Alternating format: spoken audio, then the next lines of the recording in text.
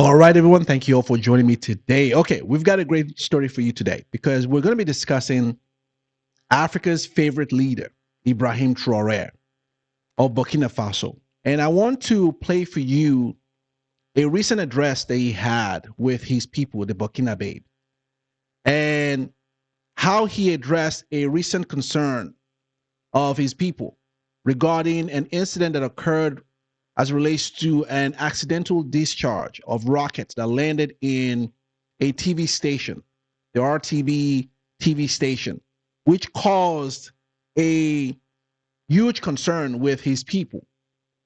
I want to address this because one thing I want you to take away from this video is how a leader like him related to his people and how he quelled the concerns of his people in a timely manner. That's one thing I want you to first take away from this video. I want you to take away also how he humanizes himself while addressing the concerns of his people. That, to me, is what a leader is supposed to do. And then I want you to pay attention to the body language of the people that he's talking to. I want you to pay attention to the body language, how they respond to him. And to me, that says a lot. That really says a lot about who he is as a leader and the confidence his people have and the growing confidence many Africans have towards this man. And I want you to also pay attention to how he addressed the propaganda media as it relates to this incident, because the way they're making this look and the information they're pushing out is that there was a quarrel or some type of incident, that uprising that occurred in neighboring country, Niger, at a military base. A military base called Mansilla area near Niger, which they seem to have had some uprising there where a few casualties were lost. And somehow, because of this spilled into Burkina Faso. And because of that, it caused mutiny. This is how the Western propaganda media are phrasing this. It caused a mutiny in Burkina Faso, of which Ibrahim Traoré fled the country, ran away, and abandoned his post. This is the kind of information that has been circulating recently as it relates to that incident that occurred on June 12th with the accidental discharge of rockets at the TV station. So I want you to pay attention to how he addresses that, how he exposed the Western media, because we're again going to have another conversation regarding the kind of propaganda that we've seen and we're used to getting from Western media against our own in Africa. But they're not going to succeed this time because, one, we've got a man like Ibrahim Traoré who is obviously very sharp and he understands what he's up against. Secondly, we've got good social media information and platform like mine and many others who can really address these types of propaganda and quell this stuff. So they don't have that kind of power over us anymore. So I want to play that for you, and I want to have a very great conversation about this because I think this is very interesting, because we have a guy like Ibrahim Traoré, a leader for the first time in a long time in Africa, who is exemplifying the type of leadership that most of us, I can almost dare say most of us, have prayed for in a leader. He's gaining support and the respect of many people every day. And of course, we know people are not happy about it. People in the West are not happy about it. There's been several attempts over his life, several attempts of coup against him, several attempts of assassination against him. And do you want to guess who might be behind this? So he understands that because of all of that, his people are unease with this. There's a lot of tension in Burkina Faso. There's a lot of tension in that whole area because there's a lot of uneasiness. These people are on the edge. He understands this. He knows this. And the reason why his people are on the edge, primarily because they fear for his life. Right? They fear for his life. They know that there's been many attempts and his people have voted him in. They placed him in that position. And they understand that there's a lot of outside forces attempting to take him out. And so anytime there's another type of incident like the one we're going to discuss like this, there is obviously a tension in the air, and he understands it. which is why he addressed it the way he did. So we're going to have that conversation. But before we do, I want to, first things first, as I promised that I will do, I want to give kudos to at the Goddess Family 4351 for your super chat on my last video. This is something that I promise that I will always do every time you guys show your love towards my videos. And I truly, truly appreciate the $9.99 super chat that you gave towards that video. It truly means a lot to me. By all means, show your love through your super chat, and every time you do, I will give you the kudos for it. Okay, let's get into this video because I've got a lot I want to cover and I want to get right into it. So let me play for you all this address to his people, and we'll have a good conversation about this. I would say that it is a real pleasure to pass by once again to say hello. Yesterday, it was exactly a week that the incident happened. I'm going to go see where the rocket fell. But know one thing, those who are there to protect you, who unfortunately caused the incident, because you see them posted around, they probably tire you a lot lately, every morning, because they have strengthened security for several months, which leads to a lot of searches and disagreements. But it's for you. It's so that someone can't come and hurt you here, because you are very important.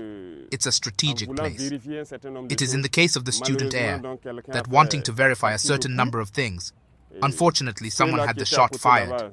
Those who were there and those who acted were also injured. So they were transported to Yalgado that day. Thank God they left Yalgado, with some sequels of course, because the rocket doesn't forgive, especially at the level of the hand. Unfortunately, the rocket landed in the courtyard of the RTB here. And we can still go back, thank God, because there were no victims as such. There were 2 injured, taken care of by the president's infirmary.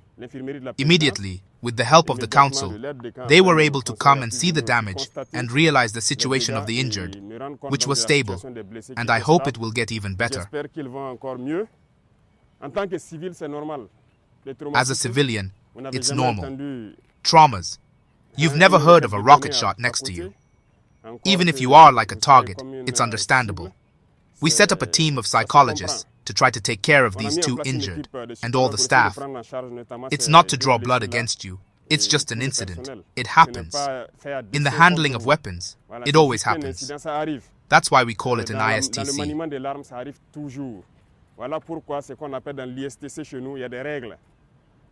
There are rules.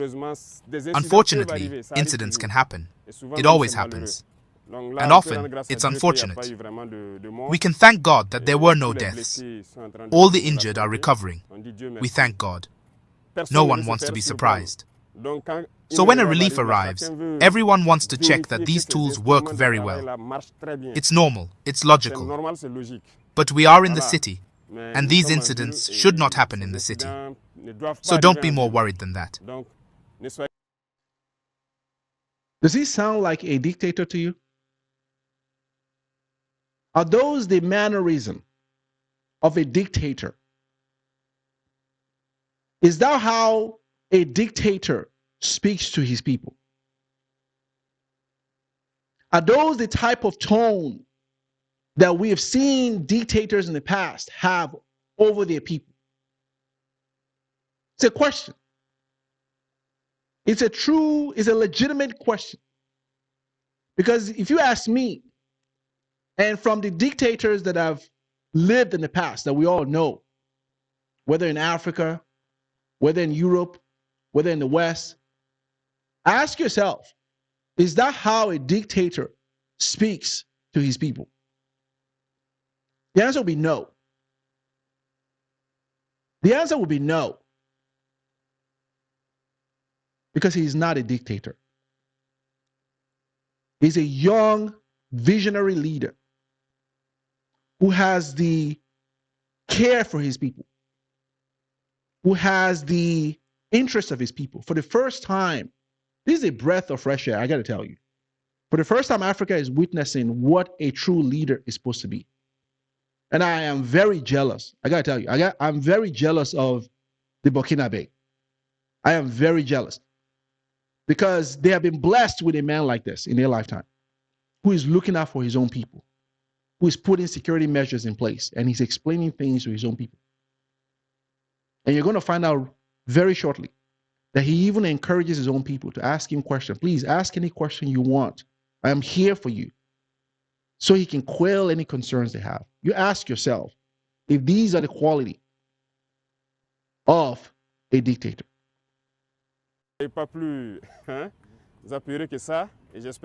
I hope the tension is going down.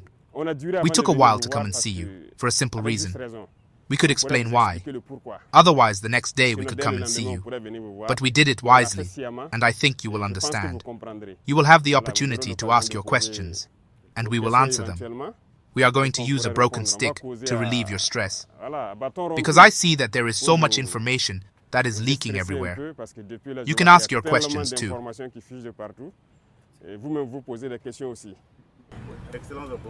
Excellency, good morning and welcome.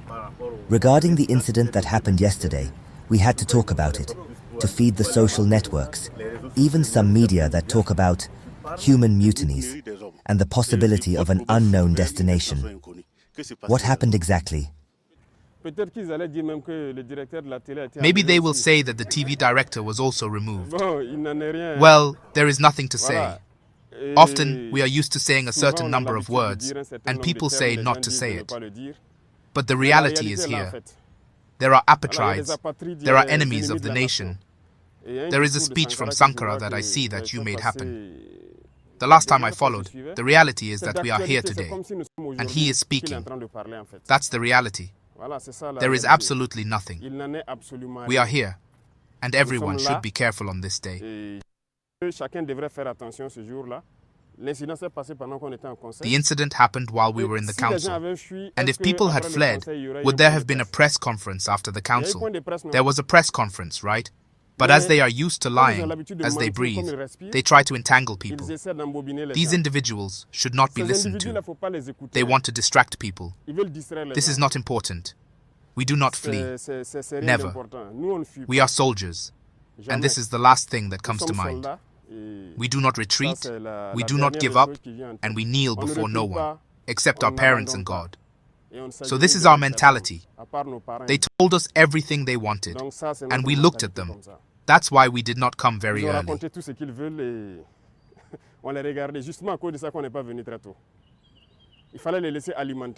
They had to be fed their lies. Maybe they were going to say that the director was kidnapped and that his wife believed in their inepties. But now I see that they are lying. They hate them. They are intellectually constipated. And that's why they have to lie. They have a pact with the imperialists. They have to work to make them believe. They are scams. We are here. We continue to work. We are with you every morning. So he's talking about people in his country who are being used by the West to push propaganda against this man. You see, that's usually how they do it.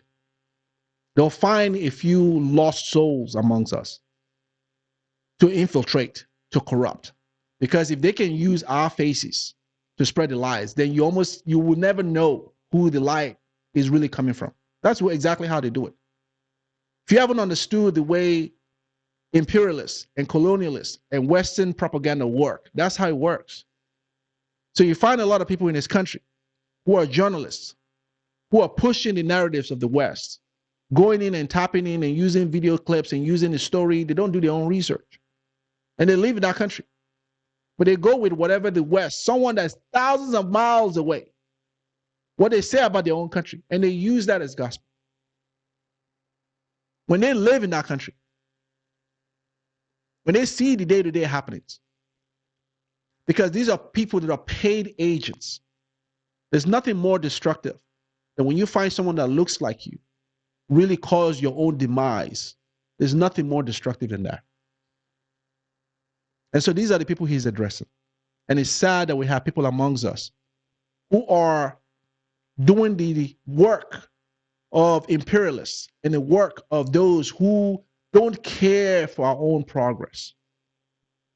They'll take a few money here, a few money there, and they'll push out filth when it's also causing their own demise. And that is a sad thing.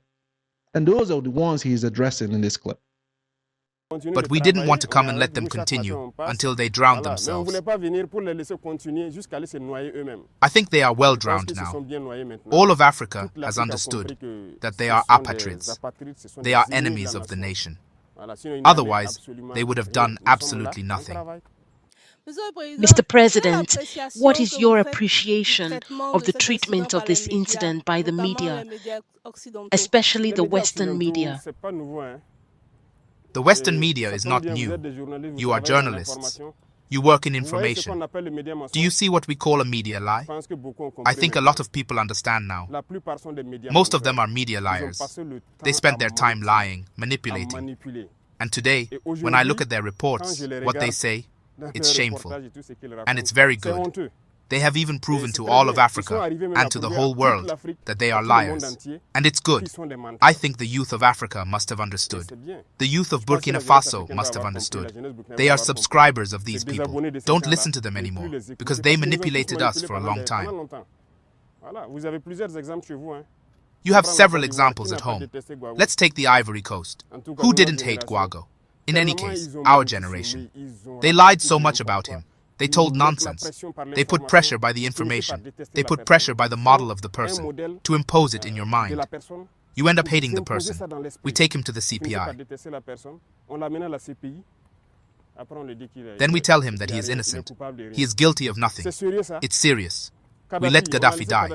Here are the consequences. Dictators. They did it by their own bodies.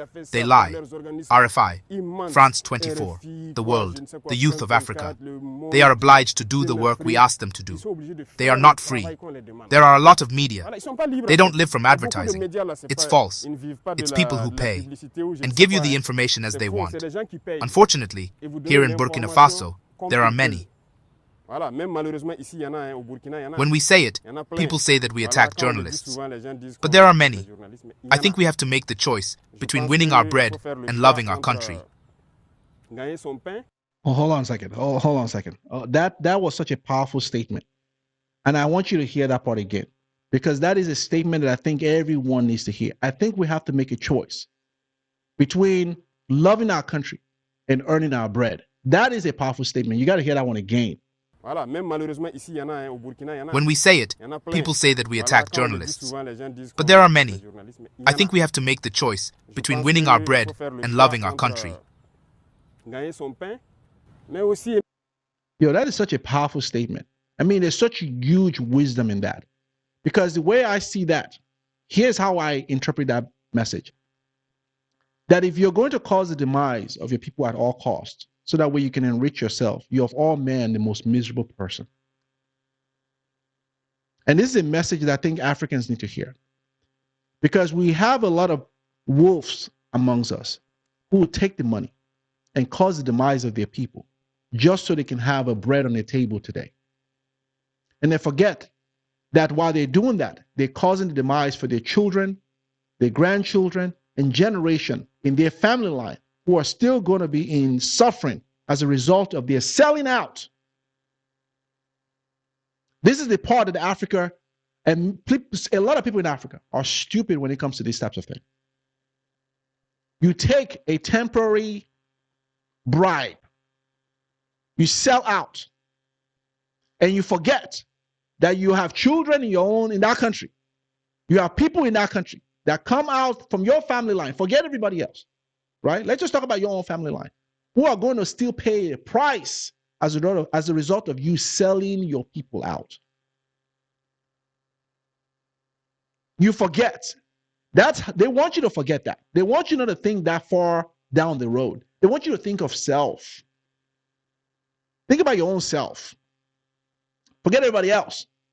And so while you're thinking about yourself, your wife, and your own immediate children, you forget that your children will have children. You're going to have grandkids who are going to live in that country, who are still going to be part of that culture, who are going to suffer as a result of you selling out. That's what that statement means to me. They fight for their country. Everything they do is for their country. But we have to get away from that. We see national media that refer to these media. We often look at certain newspapers. According to such a newspaper, they are liars. They have no information. Their reporters are liars. Because when they want to attack a country, they paint the country as they want.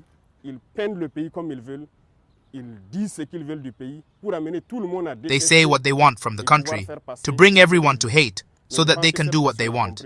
But I think this time, we are in 2024. It's a game of chess. We'll see what happens. We have to get away from these media. Hello, Your Excellency. In connection with the shooting incident, some sources have indicated that there were helicopter movements in Ouagadougou and Duri. What can explain these observed helicopter movements? They said we fled by helicopter to go to Dori. And when you see big people lying, it's pitiful. Actually, Wednesday was the day after the attack in Mansilla. We launched an operation in Mansilla. And so the helicopters sent troops as reinforcements. That's just it. So they took off here, went to Dori, went to take elements of the 9th BIR. There were elements of hygiene that they took here in Ouagadougou. So we also learned that way. It's true. You see, they have a tactic. As I said, the few neurons that remain there, they exploit that to do something real.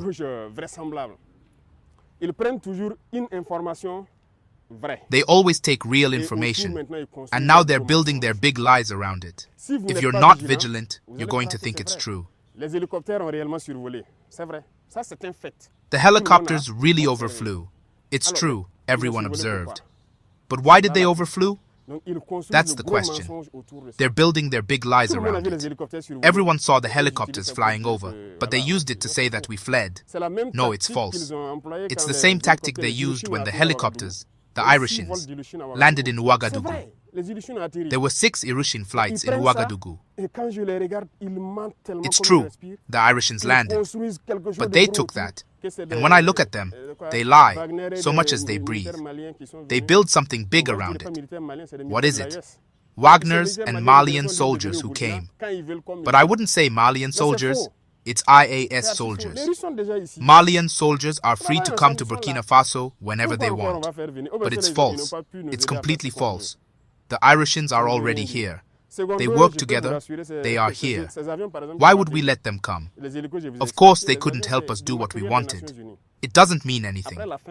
Secondly, I can reassure you, these planes that landed, the helicopters, I explained to you, the planes are from the United Nations.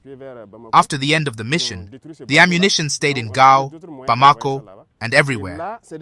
It was the Tombouctou ship that started taking our ammunition to evacuate to Bamako. They destroyed that ship. So we found other ways to send it there. And here, it's the ammunition that we picked up. And there's ammunition from other countries that we're going to destroy here. But that confusion must allow you to understand that there's something strange going on. So it's false. The movement of the mayor is false. There was nothing. But it's because the parents of the soldiers in Dori started calling them. We called them. It's you who want to mutiny or what? The children say, they're in the operation. Some are in Manzilla, some are in Bani, in the operation. And the parents were bothering them a lot. So they asked themselves, can the head of state really communicate so that we stop bothering them and let them focus on their operations? You see what they're doing? It's not good. Otherwise, there's nothing, absolutely nothing. It's their wish, maybe. It's their wish, but they won't see it come true. No, it's an insult to our soldiers. Our soldiers are much smarter than them. They know what they're doing. They know where the country is. They know where we're going.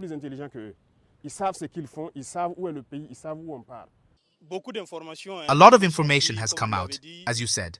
What is your message to the people of Burkina Faso, and especially to the diaspora, who are asking a lot of questions about the transition march? That's a good question. People will understand. We are here. Maybe they'll say it's fake too. Come and shake my hand. Maybe they'll think it's not fake. They have all the technology. We don't have that level yet. So we are free in our country. People shouldn't worry. I said they have a lot of objectives. One of the objectives is to scare investors by saying that Burkina is unstable, that Burkina can't do it. You know that Burkina has been one of the 10 most attractive countries in Africa since 2023. Investors want to come to Burkina because they see the vision. They see that this country can develop with what we are doing. So there are a lot of people who visit us, who come to invest in Burkina. And when they do that, it scares the investors. It's their goal to tell those in Burkina Faso to study, and other investors who want to come to Burkina. What they say is very false. Burkina is very stable. They can come, they can believe in Burkina. All those who are studying, all those media liars, it's the facts that they tell. It's one of their goals. They have a plan in mind, that's for sure. But we are also aware of it. We are waiting for them. We are waiting for them. Maybe next time we will tell them to watch TV, to be careful. It's not excluded that the next plan is that they try to hack a number of applications in Burkina Faso to disrupt certain things.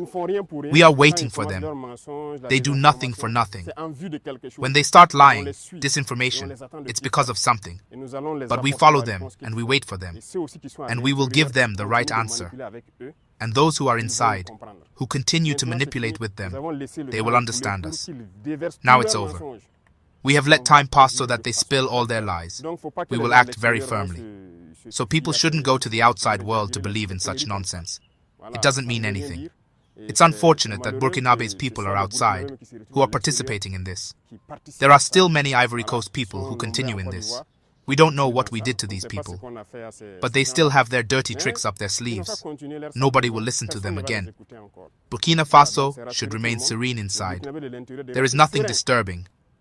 We are here and we continue to work for the happiness of Burkina Faso. With all that is happening, do you ever feel afraid for your life? How do you deal with everything that is happening emotionally? That's a great question. See, that's a question that comes from a people who truly love their leader. That is a key question that you almost never hear from citizens of any country as relates to their leader. Because most leaders in Africa are corrupt. Most leaders. So you don't get the type of question where a citizen or a journalist is asking their leader, are you concerned for your safety? Because we are. What do you do about this? How do you sleep?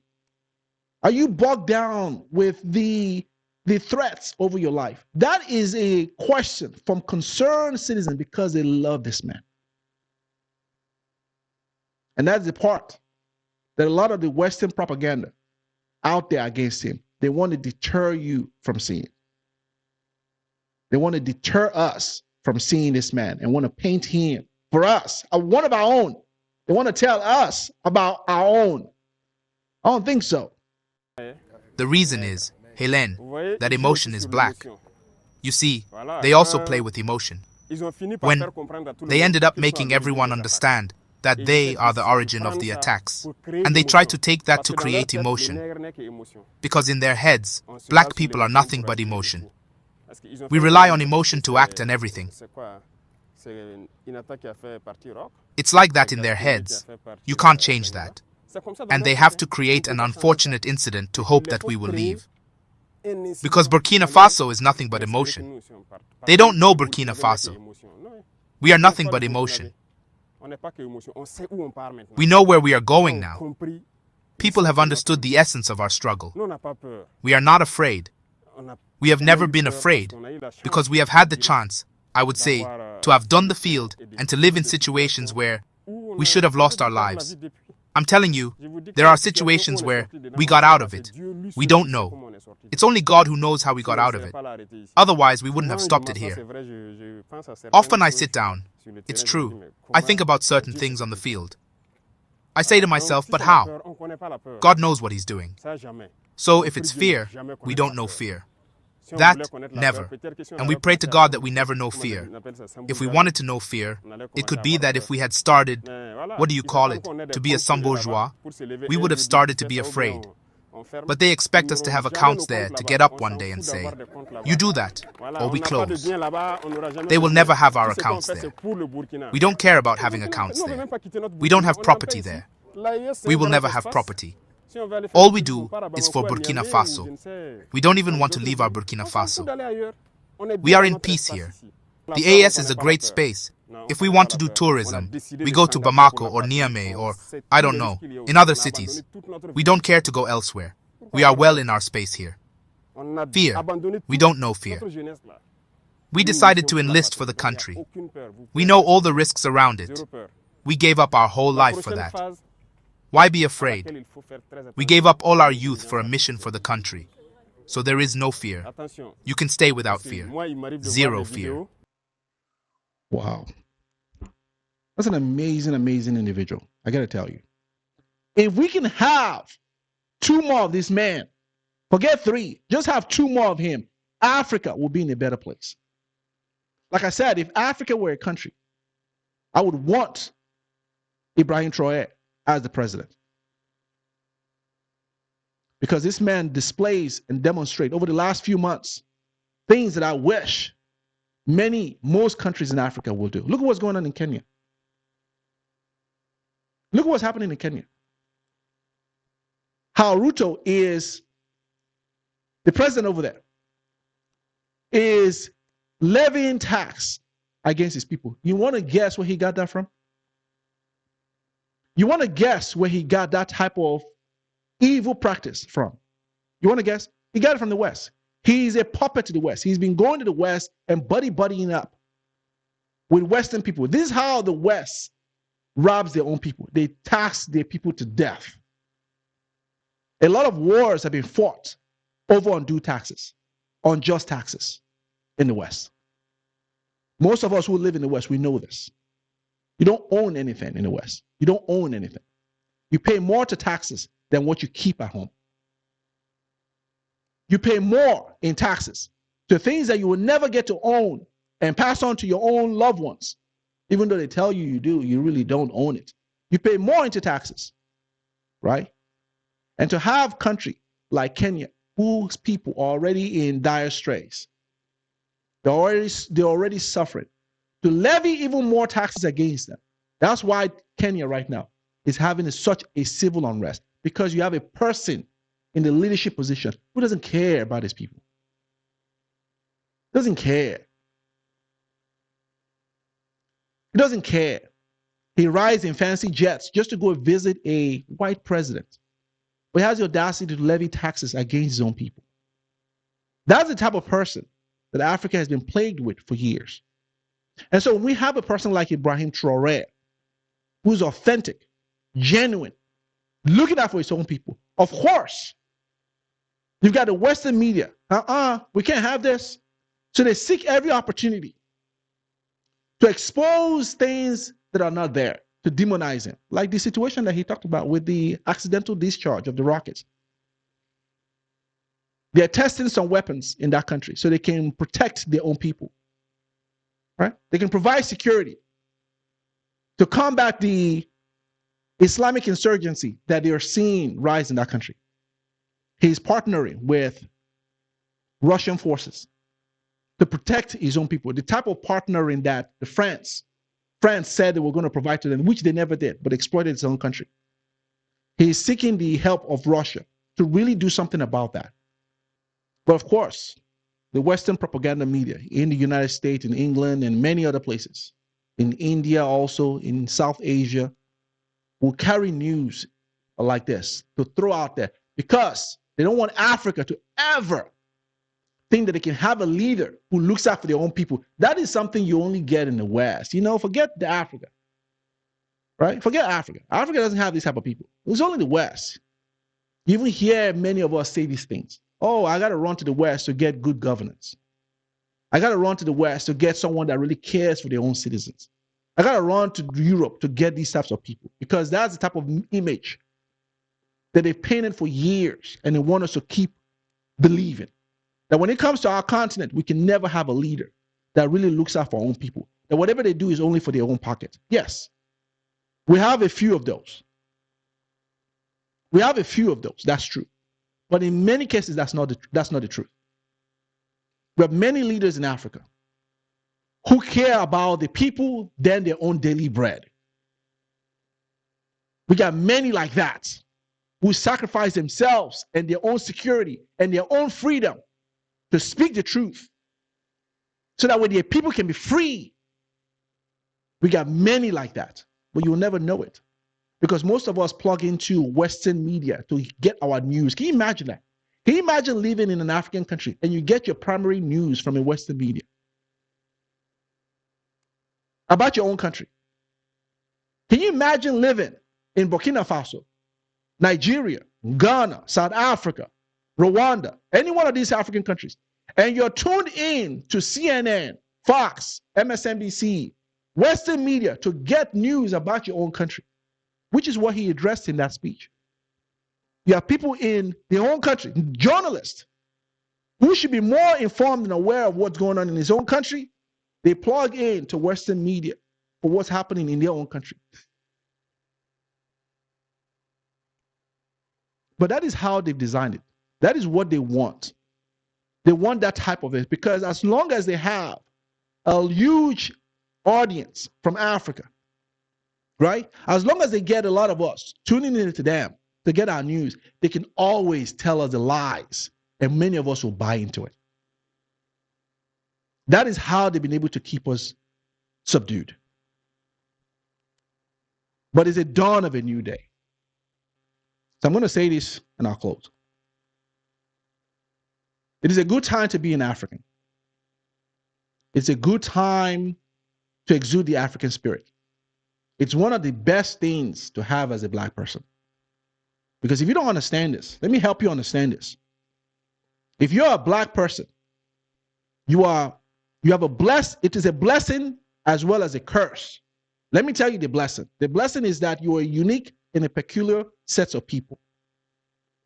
You are a unique set of people who are endowed with wisdom, strength, intelligence, longevity. You can withstand anything that's thrown to you. You are a peculiar people as it relates to that. There are no other sets of people who can match toe-to-toe with you. You are peculiar people with that. What is the curse behind that? The curse is if you deny yourself your Africanness, to you, all of that will be a curse because you will never have freedom in your spirit. You will never be free and you will always be plagued because you're going against your natural self. When you sell your people down the river, when you lied and distort truth against your own people, because you are peculiar people set aside from other people, you will always not have peace. You will not have a fulfilled life because you are marked for success and you are an African. And to you, that will be a curse for you because it will be a coal over your head. When you sell us down the river so you can take the money of those who oppress you every day, you will never have a fulfilled life. You will never have peace. That's the curse you're going to get because you were born an African. You were born a black person. So if I were you, I will walk and I will embrace my blackness. Because in that you will find peace. In that you'll find fulfillment. In that you'll find the riches you're looking for. In that you'll find the wealth you're looking for. In that you'll feel like you are fulfilling your purpose on this planet. If you don't walk in your Africanness and tap into that, I can say nothing but I'm sorry for you. Because you're denying yourself the greatest gift given to man. And so thank God for Ibrahim Traoré. Because when I look at him, I see a man working in his purpose. I see a man who is truly living his purpose. I see a man who I know if his time on this earth comes to an end, he will leave with a smiling face. I see a man who will be remembered for generations to come. That is how you want to go out. And I hope our people wake up today. Anyway, thank you all for watching. Please like the video, share the content, subscribe to the channel, and I'll see you all next time. Nu vill jag kunna ge tillbaka allt jag inte kunnat ge förut. Det finns ingen annan där som kan stå här by my side.